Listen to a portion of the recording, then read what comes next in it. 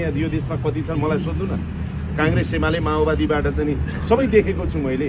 भने चाहिँ म त पाएको मन्त्री पद भइरहेको मन्त्री पद, झण्डा भएको गाडी, सुरक्षाकर्मी, सारा मन्त्रालयको चाहिँ नि ती सबै कुराहरू छोडेर म आज जनताकोमा सडकमा तपाईहरुसँग आइरहेको छु। म कसरी अवसरवादी भएँ? दोस्रो कुरा, चुनाव गराउनु पर्थ्यो, जगदीशले चुनाव गराउनै छोड्दा यहाँ आयो भन्ने कुराहरू जुन आयो नि, यो पनि म जवाब दिन्छु। मैले केही ठाउँमा त हिजो जवाब दिएको छु।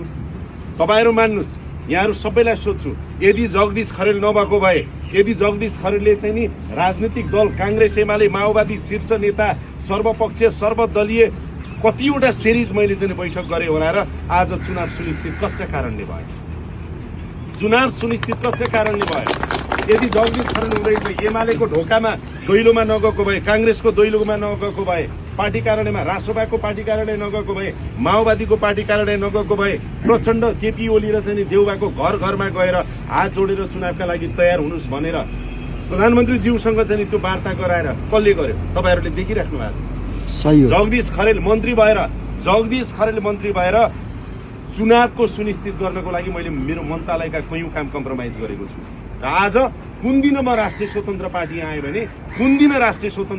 भने यो दिन आए कि जुन दिन 6 गते मनोनयन दर्ता सुनिश्चित भयो, बिग्रेको कांग्रेसको हताभुङ्ग अवस्था पनि मिलेर चुनावमा जानको लागि गगन पक्ष र देउबा पक्ष तयार भए।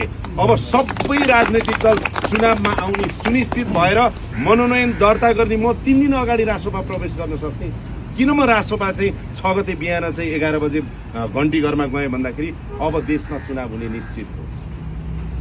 यति निश्चित गरेर भएको मन्त्री पद छोडेर चुनावको सुनिश्चित गरेर होइन, अब म 3 महिनालाई होइन, जनताले मलाई तिमी अर्को 5 वर्षसम्म चाहिँ राजनीति मार्फत सेवा गर भन्दा म सबै सेवा सुविधा छोडेर जनताको घर दैलो र यहाँहरूको मन मन्दिरमा म आउन नपाउनु एउटा नागरिक। मैले आउने निर्णय गरेँ, त्यस पछाडि चाहिँ म घण्टीमा प्रवेश गरेँ र उम्मेदवार भएँ। त्यसकारणले म सबै साथीहरूलाई यो किन भनेको भने म बारम्बार भन्छु, तपाईहरु नेताहरु हो, भोलि तपाईहरुलाई प्रश्न आउँछ किन जगदीशलाई आउँदैन नि, जगदीशको र बुद्ध रत्नको चाहिँ नि तपाईको फोटो लिएर उम्मेदवार हाम्रा भनेर हिँडिराख्दा कसले फेस गर्नुपर्छ भने यो कुरा तपाईहरुले गर्छ, मैले भन्दा। त्यसकारण मैले मेरा सबै सहयोद्धा साथीहरूलाई यो भन्न खोजेको कारण के भने जगदीशको विषयमा र बुद्ध रत्नको विषयमा केही पनि कुरा आयो भने मेरा हरेक नेता साथीहरू जगदीश जस्तै गरेर फेस गर्न तयार हुन्छन् भन्ने हिसाबले मैले यो कुरा सही हो अगाडि बढ्नु होला। त्यसैले जगदीशको बारेमा चुनाव छोडेर आयो, अवसरवादी भयो,